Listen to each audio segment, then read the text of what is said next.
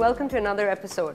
You know, I've been receiving so many amazing requests from you from SMS, Twitter, emails, Facebook, and you've asked me to cook phenomenal types of cuisine, and I'm really enjoying doing that. So today I thought earlier, let me check Facebook, and I was really surprised to find Anam, who had written in saying that she's not a big chicken liver fan, and when it's made the Desi way. She does love French food though.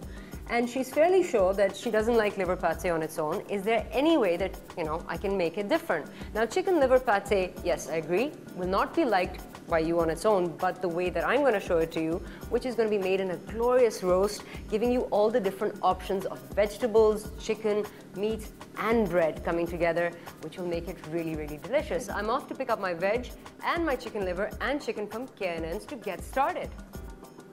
Now, the most interesting thing about French food is that it has been affected by political, social, and economical change. Therefore, the cuisine has completely evolved over centuries, and it's based on fresh produce. Now, today, with this French, pate that I'm making to stuff within the chicken, I wanted to bring out the essence of garlic, and for that, I'm using local garlic that we get rather than the China garlic we use with the big bud. Now, a good roast always has a lot of vegetables on the side. To give sustenance and substance, I thought, why not make a spinach with cream? Apart from this, I thought, what other roast vegetables can I bring to my roast? I'm going to use carrots. Next, I thought, let me bring a little warmth to the dish. And for that, there's nothing better than our red onions. Now, I've got the carrots, I've got the onions, but I asked my grocer to give me something completely unique and new, and today they found me fennel, which you do not get here, but will bring a lovely, smoky, woody, almost celery-like texture and taste to our roast veg. So I'm very excited. Now I've got to go pick up my groceries, go to K&N's, pick up the chicken, get back to the kitchen and get cooking. Okay, I'm here to pick up K&N's liver package. It's a liver package of 1 kg. It's fantastic because it's missing all those extra bits and bobs. It's perfectly cleaned and it's ready to cook immediately. And the beauty is that with the K&N process of freezing, this liver actually retains all its juices and flavors. Great stuff. Next, my chicken that I'm using for roasting today, I'm using the whole chicken with skin. Each chicken is exactly the same. The skin is intact, therefore nothing's tearing, no bits and bobs coming off. It's not the same way if you get it from the butcher. Well, now that I've picked up my K&N's chicken and the liver, I'm going to get back to the kitchen and get cooking. Okay, now to get started, we're first going to make a rough chicken liver pate. For this roast, however, I simply have to make a rough pate. That means it's not as smooth. Open up the chicken liver bag. Again, this pate, this liver is lovely and clean and already so well kept, and it's glorious in its color, and of course because of the way that it's been frozen, it's actually kept all, the blood has not come out, it's retained all of its liquid. Okay, so we take about half the bag right now. Put this onto my board, save some for later to cook it the Desi style. Okay, now first things first. Now I'm just going to cut them in half because that'll make it easier to fry. The next essential element in your pate is, of course, garlic. And what I've done today is I picked up the small bulbs of garlic because they're much more pungent and they will be, far more delicious in this pate when there's so many different flavors going in. So very simply, just take about 4 cloves of garlic. You don't have to dice it too finely because, of course, as a pate, this will be blended.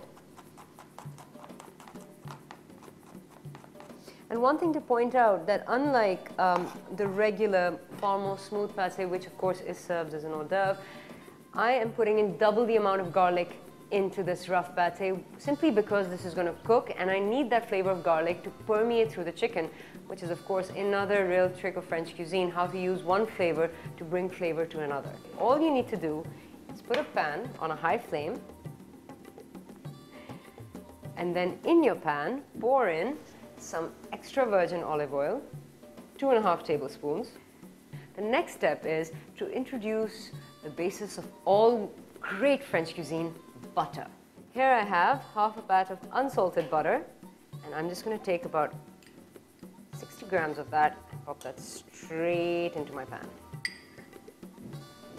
Then you simply break the butter down so it melts quickly, And remember, you have to try and stop the butter from browning too fast, hence the olive oil. That sort of balances it out. Once the butter is melted, very simply, grab the liver and pop it straight in. Turn the heat up now because you want the liver to cook quickly. And you sort of pan-sear this, saute this for about 5 to 6 minutes because you don't want to cook the liver all the way through.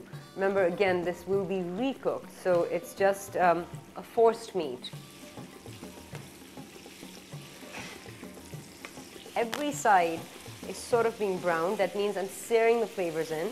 Okay, now since it starts swelling up and I know that my liver is cooking all the way in, I've got to move slightly fast. I'm just picking up the garlic now, popping it straight into the center. I'm just going to turn the heat down slightly because I want to, impede the cooking process. Move the garlic in there. Now we fry this garlic for about 2 minutes, and once that's done, only then will I add in the salt. And my meat is pretty much browned on each side. It's not completely deflated yet, so it's ready for the salt. In about half a kg, I'm putting in half a teaspoon of salt, not too much. Spread it around evenly so you know that each little piece of liver has received some salt. Quickly stir it around and just take it off the heat. And that's it. Our basic pate is almost done. Now I have to blend this.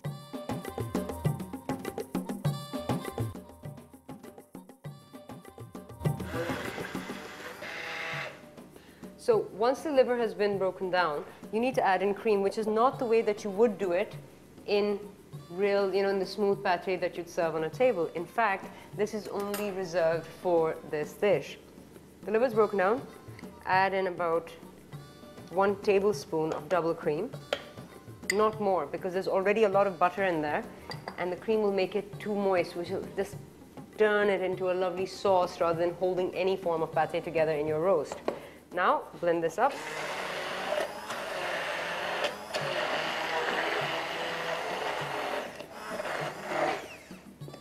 And there we have it. And then just let me show you.